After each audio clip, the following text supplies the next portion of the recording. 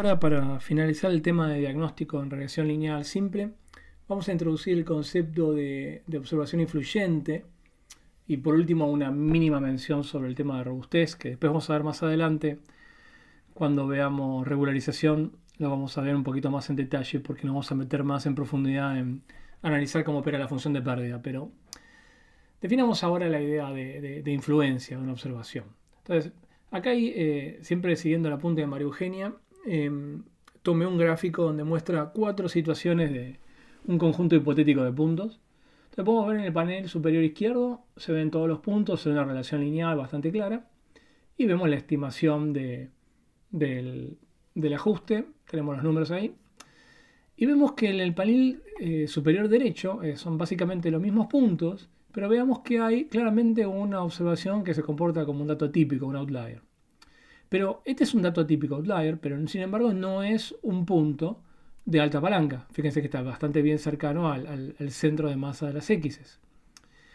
A la inversa de que este sí es una observación que tiene alta palanca, alto leverage, pero, fíjense que no es un outlier, no rompe el patrón de los datos. En la cuarta situación, en el cuarto panel, acá tenemos la doble condición. Este punto tiene alta palanca y al mismo tiempo es un outlier, porque no sigue el patrón de los datos. A este tipo de observaciones se las llama observaciones influyentes, porque tienen la capacidad de impactar sobre el modelo, porque tienen mucha palanca. Y al ser un outlier, esa potencialidad de impacto la ejercen, volviéndose influyentes y modificando la regresión. De hecho, pueden ver cómo se alteran, fíjense cómo se alteran los coeficientes ajustados por el modelo. Esa modificación, y se puede ver acá en el gráfico de la recta, la ejerce el arrastre de esta observación. Entonces, ¿qué entendemos por punto influyente? Un punto influyente es un punto que, si yo eliminara del análisis y, por ejemplo, sacar este punto y pasar a esta situación, el ajuste cambiaría completamente. ¿Y cuándo ocurre eso? Bueno, ocurre en esta doble situación en la cual este punto tiene alta palanca y aparte se comporta como un outlier.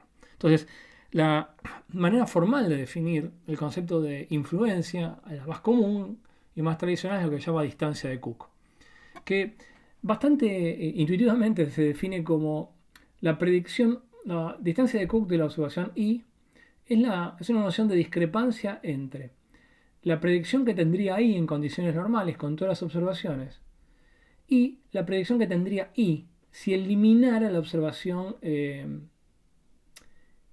iésima del conjunto de datos con el cual entreno el modelo.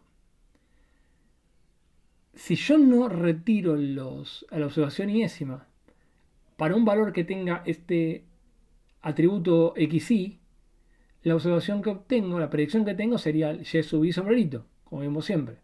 Ahora, si yo elimino a ese par y yo estimo cuál es la predicción que el modelo me daría para esa observación, para ese atributo xi, que es el que tiene la observación iésima, pero sin haberla tenido en cuenta en la predicción, esta discrepancia tiene que ser grande, elevado al cuadrado, tiene que ser grande. ¿Por qué? Porque para una observación influyente, el incluir o no incluir la observación produce una gran diferencia. Si el sacar la observación, como está acá a la izquierda, no produjera ningún efecto, esto sería muy parecido a esto. Y el cuadrado sería muy cercano a cero. Y esta distancia sería muy chiquitita. Si el cambio es muy grande, esta distancia se vuelve grande.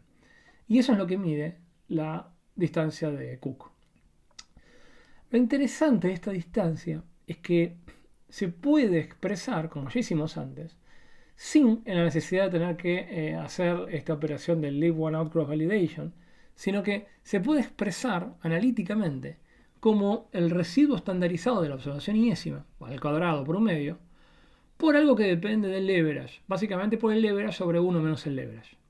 Y esto es realmente interesante porque fíjense que esta noción tan intuitiva de definir influencia como la distancia de Cook, que es básicamente medir el impacto que la observación tiene en la predicción, explícitamente en el modelo lineal nos está diciendo que la influencia, de sub i, es el producto de dos factores.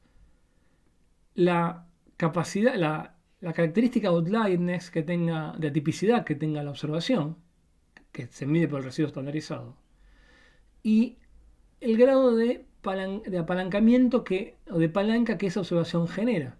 Recuerden siempre que el H y I está básicamente entre 0 y 1, y cuanto más cercano a 1, más palanca tiene. Ergo, imagínense esto cercano a 1, esto va a estar muy cercano a 0, por lo cual este cociente se vuelve muy grande. O sea que puntos con alta palanca hacen esto grande. Y puntos que son outliers severos, eso también los vuelve grande. La conjunción de estas dos nociones devuelve la idea de influencia. Que, fíjense, obviamente hay infinitas combinaciones que me dan la misma influencia. Yo puedo mantener la influencia achicando la capacidad, la noción de outlier, pero aumentando el grado de palanca que una observación tiene. Pero lo que vuelve un dato muy influyente es básicamente la conjunción de estas dos cosas. Un punto que tiene mucha palanca y que es un outlier. Como por ejemplo, en el panel este que está acá. Este punto tiene mucha palanca y aparte es atípico. O sea, genera naturalmente un residuo grande cuando hago la regresión. ¿Cómo? Porque bueno, esta es la métrica. La pregunta es con qué vara después se mide esto. Esto es relativamente arbitrario, pero básicamente se compara con una distribución f de 2 y n-2 grados de libertad. Y de nuevo, arbitrariamente se pone como ciertos puntos de corte basados en los percentiles y en base a eso se diagnostica. Pero creo que siempre lo más conveniente es básicamente directamente hacer un gráfico de esta métrica y observar qué es lo que pasa. Y ahora sí, para finalizar es, como les comentaba antes, en realidad lo ideal, más que hacer un ajuste clásico y ver qué pasa y si hay outliers o si hay algunas observaciones que están arrastrando el análisis, es directamente hacer una regresión robusta. ¿Y qué es una pequeña introducción a hacer una regresión robusta? ¿Qué quiere decir esto? Es modificar esta función de pérdida tradicional cuadrática, que es esta curva roja que vemos acá, que justamente lo que mide, fíjense, por definición, es una medida del residuo, que al ser cuadrática se vuelve más importante cuando más grande es el residuo. En esta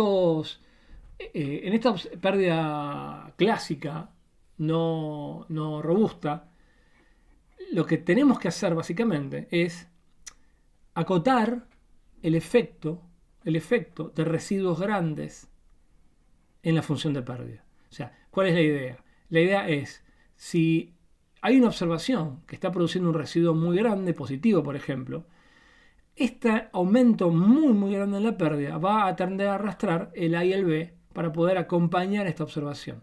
Entonces, si yo la función de pérdida cuadrática la reemplazo por una función ρ cualquiera, pero que tenga esta característica, que en un entorno cercano al cero crezca rápidamente como la cuadrática, pero para valores muy grandes de residuo se acote la influencia que tiene en el ajuste, porque conforme el residuo va aumentando, se mantiene acotada el impacto que tiene en la regresión. A partir de un valor 2, 3 o 4, el impacto que tiene en la función de pérdida, el residuo, ya se mantiene constante. Esto, de alguna manera, le da a la regresión dos características importantes. Una característica de eficiencia para los residuos chiquititos, para la mayor parte de los datos, pero una característica de robustez para las observaciones atípicas que podrían arrastrar la regresión.